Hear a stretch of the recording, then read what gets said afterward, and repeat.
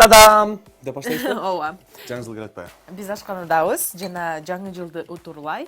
Бүгүн жаңы жылдык бир сонун жемиштүү салат десек туура болобу, жемиштүү салат даярдайбыз. Болгондо дагы балаттын формасында кылганга аракет кылабыз. Балатынын формасында болот. Андыктан азаматсың. Дагы көрдүм, бананбы, банан эмеспи депчи. Макул. Башкалып калабы деп. Макул, мен бизге керектелүүчү азыктарды айтып өтөйүн анда. Бизге киви керек бүгүн. Мен тазалай берейин экенин. Алып эле тазалай берсең болот. Киви керек, мандариндер керек, банандар жана йогурт, эң аягында мындай кунжутту дагы кошуп коебуз. Эң алгач эле банандарды тегерек кылып, кесип, туурап баштайбыз. Кийин биз кандай кылабыз? Ушундай форма менен эле калтырабызбы, же ортосунан кесмек болобузбу? Жок, ушундай боюнча калтырабыз, бирок сен сыртын арчып алышың керек болчу. Туура калтырабыз, Демек, мен аябай арчаган жагынан укмуш арчып ойт болчумун да. Канчаны арчсам жетет? Канчаны арчысаң? 3 арчыйсың го дейм. 3тү? 3 жетеби? Азыр 3 арчып көр, анан жетпесе дагы арчыйбыз. Ооба. Биринчи биз бананды Туура алабыз. ооба, астына каркас кылып коебуз дагы. Анан үстүнө кивилерден аралаштырып туруп, мандаринден кошобуз дагы. Айтор, ёлканын формасын түзүп алып, анын үстүнө бул каймак менен бал беле? Бул ооба, йогурт менен бал. Йогурт менен. Йогурт менен балды үстүнөн куюп алып туруп, апа-пакай балаты кылабыз дагы. Баарын бирдей кылып туруп сүйкөп алабыз, үстүнө кунжут бар бизде. Кунжуттан себелеп коюп туруп, кардын ролун ойнойт бул кунжут болсо, анан эң негизгиси даамдап жейбиз. Балатын жасап. Балатаны жеш үчүн жасайбыз. Жасаш үчүн жебейбиз. Жеш үчүн жасайбыз. Жашаш үчүн жейбизби, же жеш үчүн жашайбызбы дегендей эле суроо болот да. Негизинен философиялык суроо. Ушул суроого жооп берип көрчү баса. Жашаш үчүн жейбизби, же жеш үчүн жашайбызбы? Кандай деп ойлойсуң? Жашаш үчүн жейбиз. Жашаш үчүн жейбиз. Сен оюң боюнча. Мен оюм боюнча жашаш үчүн жейбиз. Мен арчып берейинчи анда, Жиндене баштадың иши кылса. ба? Ооба. Сен арчыгычакты, мен экинчисин арчып өткөн атам. Көп сүйлөбөй арчы деген турасың ошондо азыр, Жок, сүйлөй бер, сен сүйлө да. Слайдтар экөөбүз эфирге чыксак эле ушинтип эле талашып эле бир. Үчөө жетет дедиң, же көбүрөөк кылабызбы? Жок, мен 4-сүндө арчып коём. Мен Алдылар ортосунан- жууп берчи. Жууп салчы, сыртын карачы, сыртын баары. Кивинин сыртындагы акырчыкеринин баары жабышып калыптыр. Өзүң туурайсың ба? Бул тарелкага жуубачы. Неге? Бул тарелка эң аянда бизге керек. Да керекпи? Ооба, аны жөн эле жууптуруп эле алып келсең мындай эле. Макул, ала кой. Билесиң да, эркек кишилер ушул арасынан эле бирдеме кылып эле айтор. Чында эркек кишилер мындай кичине жөдөмдүүрөөк болчу эле Карасаң, ашканада. айтып койсом, жол берип койсом баштады жаманда. Мына мында жуупсал. Рахмат. Мына кивини дагы арчып бүттүк. Бананды мен мындай кылып тегерекче кылып туурадым. Мандаринди алдын ала сыртын арчып алганбыз. Эми азыр ёлканы жасап баштайбыз десек. Турай берейинби? Сен турай бер, муну тоголок кылып, мына банандай кылып. Ошондой калыңдыгын ошондой кыла берейинби? Ооба. Мен болсо ёлканын эң астындагы каркасы деп койчу беле. Фундамент, пайдубалын. Мен пайдубалын жасай берейин анда, кел. Тарелкабызды алып. Көстүн балатыбыз азыр укмуш болуп чыкты эле. Эң негизгиси даамы сонун болсун.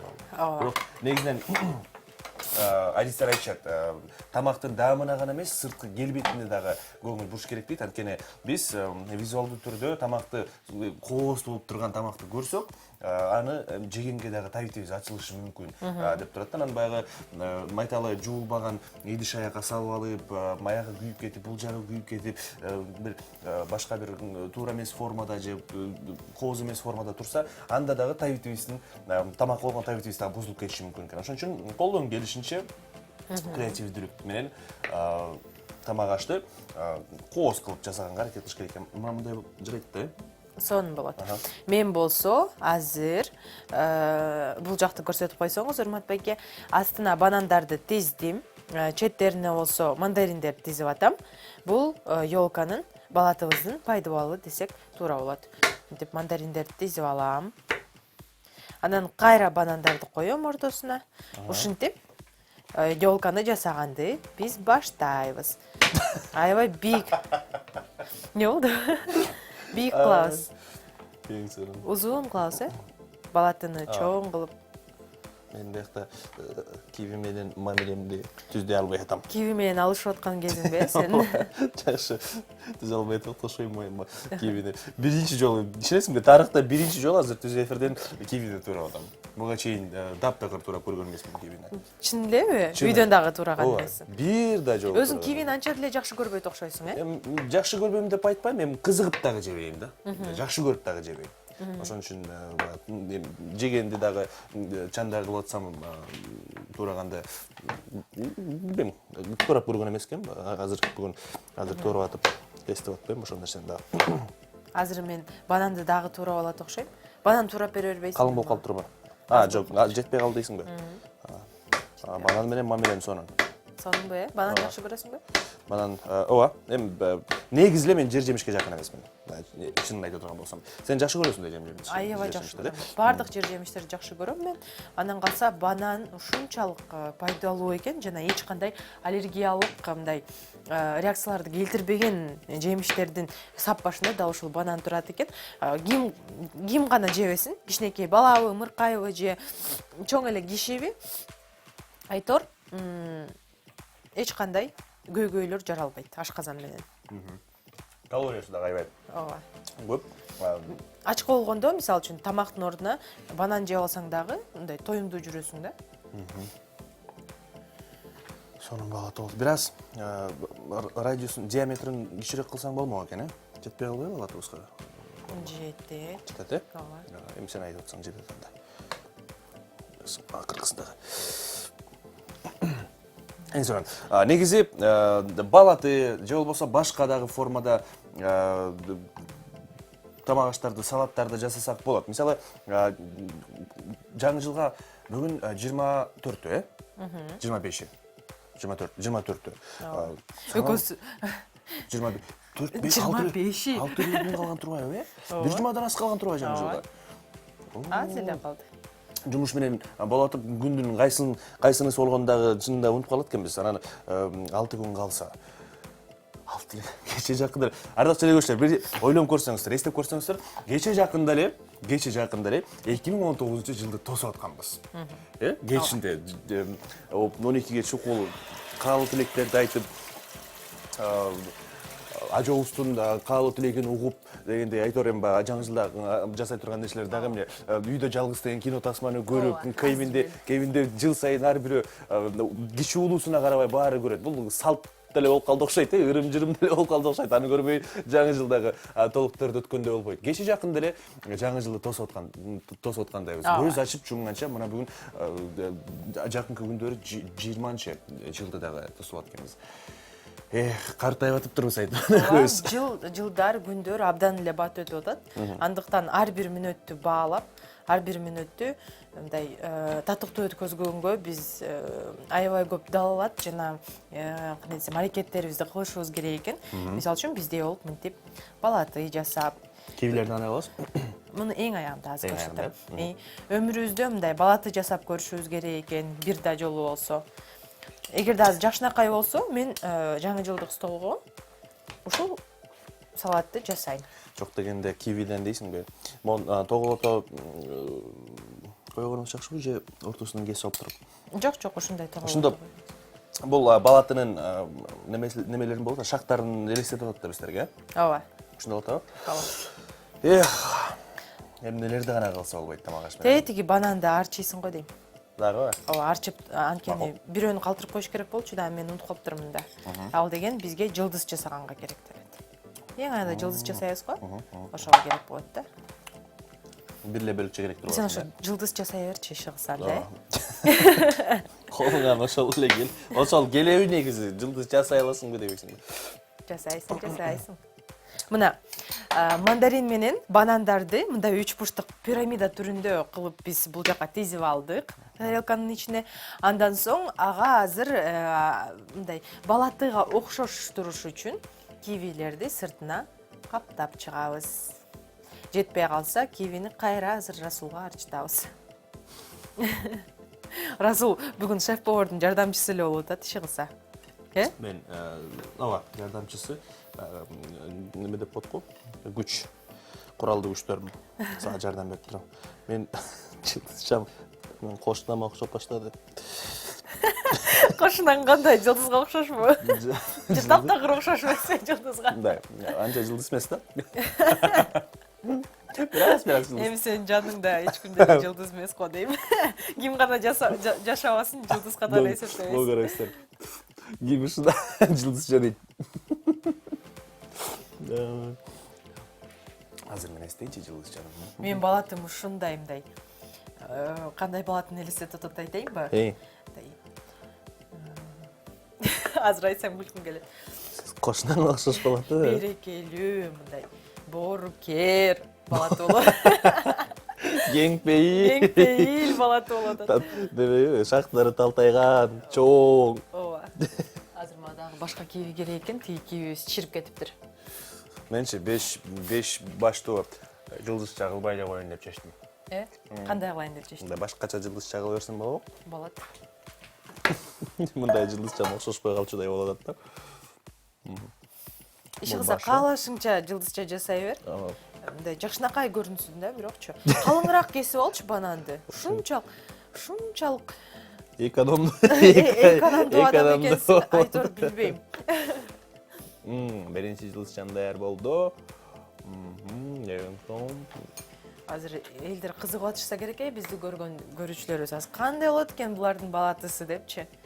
Сенин о балатың мындай. Антиде алган жок, мен жылдызым жакшы болду. Мен жылдызым. Жок, сен Жылдызды кошкондо бул балатымдын көркү ачылат да азырчы. Билбейм, сен жасап атасың же жеп атасыңбы иши кылса. Маймаңдаган эле үндүр угат. Экинчи жылдызчаны экинчи вариант кылып жасап кое берейинчи. Мындай. Ой. Мындай. Эми Жылдыз жасаган татал экен бананда. Неме барак менен калем берсең, мен ошол жерге жылдызчаны тарткан оңоюраак болот го дейм да. тарта аласыңбы, Ооба. Ошол жерге кагазга тартып туруп, ошонун эле үстүнө коюп койсок болот экен. Астына жебей келе деп жазып койсо бул кагазды. Бананга караганда. Жок, жакшы эле болуп баратат го дейм. Бирок башы бир аз чоң, өзүмө окшош башы чоң жылдызча болот экен да. ар ким эми тамакты, мисалы үчүн оокатты үйдөгү өзүнө окшош жасайт дейсиңби? Өзүнө окшоштуруп жасайт да.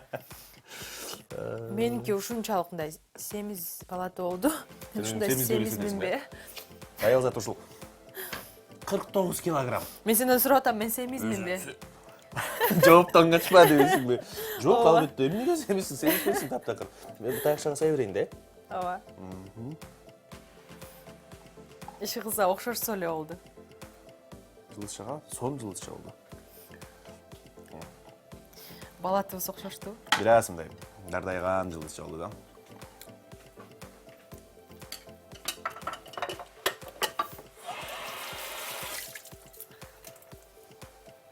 Муну кандай кылып сай болобуз экен? Муну деген Ошол бойдон эле коебузбу? берчи жылдызча. Үстүнө коюп көрсөң да мындай өзүнчөлүк кулап калбайбы?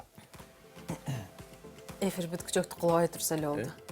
Анан кайда барса ошол жака барсын. Муну деген кунжутка оонатып алыш керек да. Унутуп калдыңбы? Ооба. Үстүнө да бир сыра себебиз да. Кунжутка биздин жылдызчаны оонаттык. Анан Үстүнөн кар жаады. суранамын. Кар жаады берип алабыз. Кар жаады, аппак жаады. Сон болгон турбайбы? Жакты? Ошондо астында банан, мандарин, үстүнө бал менен йогурт аралаштырып туруп себелеп алып, анан үстүнөн киви менен чаптадык дагы. Анан эң башына бананды жылдызча жасап коюп алдык. Ал эми кардын ордун кунжут эледи. Болгон оңой эле. Аябай минималдуу түрдө азык түлүк колдонулат, анан бир четинен креативдүү дагы болот. Айтырганын иштеген жерин карагыла. Мен иштеген жеримди карагыла. Эркек кишинин иштеген жери. Бир жылдыз жасайын деп, мына ушундай кылдың, Ошентип биздин баатыбыз дагы даяр болду. Менимче окшошту. Жылдызыбыз түшүп калбасын деп абдан аракет кылып жатам. Жылдызың сонун болуптур, Расул Азаматсың. Балатымды да мактап койчу. Балатыңыз аябай. Жок, мага жакты, чынында жакты. Жактыбы? Ооба, сонун болуптур, формасы Муну да. жөн гана жеп көрүш керек. Жегенден дагы мындай Жебей эле коелучу. жебей эле коелучу. 31 декабрга чейин сактап койсокпу? Кандай болот болду экен, Ооба, ушундай болот. Айтор ар бир көрүүчүбүзгө сунуштайбыз. Мына ушундай салатты жасап көрүңүз. Биз жасап көрдүк биринчи жолу өмүрүбүздө. Болот экен. Бул нерсе мүмкүн экен. Андыктан сиздерге дагы сунуштайбыз. Биздин жылдыз түшүп баратат. Расул үстүнө отура калбайсыңбы? Мына кандай болуптур? Йогурт менен банан. Бал. Аябай сонун даамды берет экен. Азыр жеп байкап Анда көрөсүң. тамагыңыздар таттуу болсун. Тамагыңыздар таттуу болсун. Жаңы жылыңыздар менен барсын болсун. Мана жакшы.